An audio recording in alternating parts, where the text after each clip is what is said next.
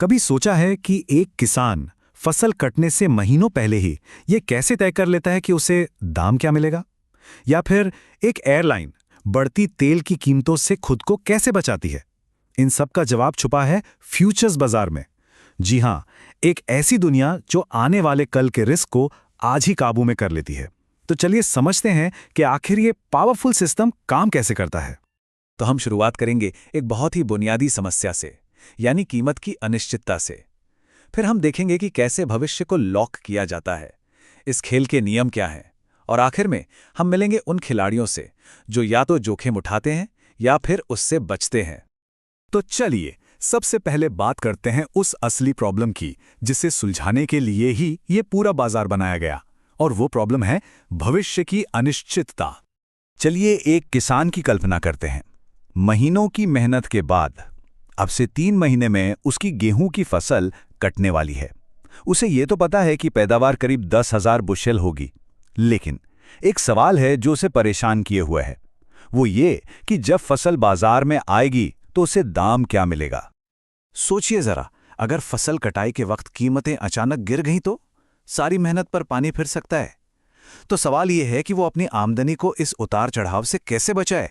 यही वो सबसे बड़ा सवाल है। और देखिए, इसी सवाल का जवाब है भविष्य को आज ही लॉक कर देना। चलिए देखते हैं कि कैसे कुछ खास तरह के कॉन्ट्रैक्ट्स इस अनिश्चितता को एक तरह की निश्चितता में बदल देते हैं। और इसका टूल है फ्यूचर्स कॉन्ट्रैक्ट। अब ये क्या है?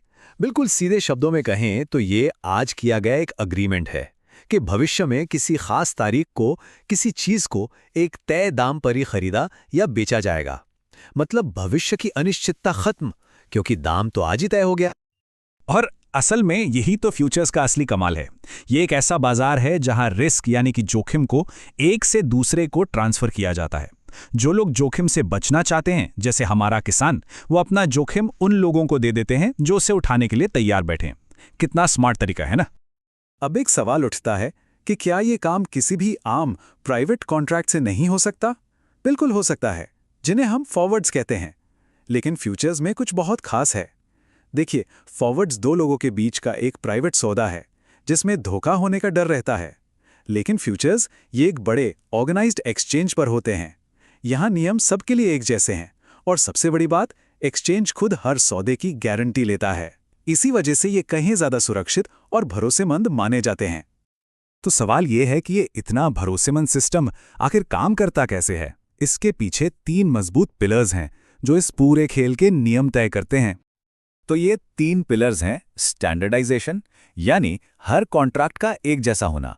दूसरा, एक्सचेंज और क्लियरिंग हाउस, जो गारंटर की तरह काम करते हैं। और तीसरा, daily mark to market settlement. चलिए एक एक करके इन तीनों को समझते हैं। पहला पिलर है स्टैंडर्डाइजेशन। इसका मतलब है कि हर कॉन्ट्रैक्ट बिल्कुल एक जैसा होता है। मतलब क्वालिटी, क्वांटिटी, डिलीवरी टाइम सब कुछ फिक्स। जैसे क्रूड ऑयल का एक कॉन्ट्रैक्ट मतलब हमेशा 1000 बैरल। अब इससे होता क्या है? इससे खरीदना और बेचना बहुत ही आसान और तेज हो जाता है, क्योंकि बार बार शर्तों पर बात करने की जरूरत ही नहीं पड़ती। दूसरा और शायद सबसे जरूरी पिलर वो है क्लियरिंग हाउस। इसे आप मार्केट का रेफरी या गारंटर समझ सकते हैं।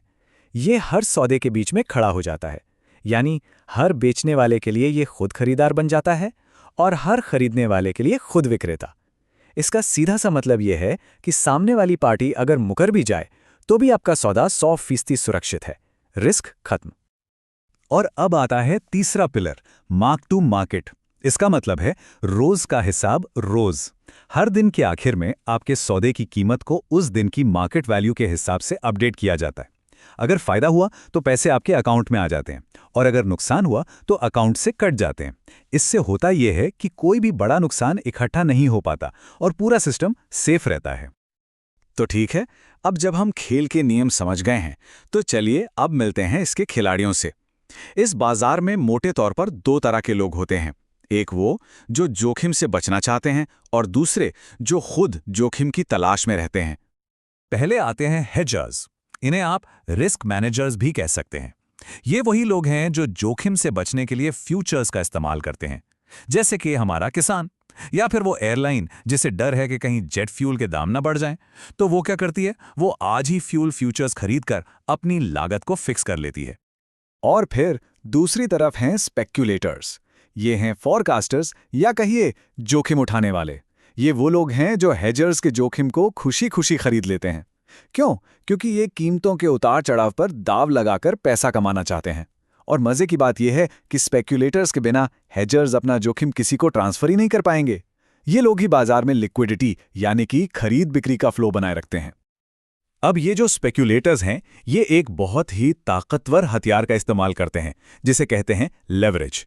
इसका मतलब है थोड़े से पैसे लगाकर एक बहुत बड़ी वैल्यू के कॉन्ट्रैक्ट को कंट्रोल करना। इससे फायदा कई गुना बढ़ सकता है, लेकिन यह भी याद रखना होगा कि नुकसान भी उतनी ही तेजी से बढ़ता है। यह सच में एक दो-धारी तलवार है।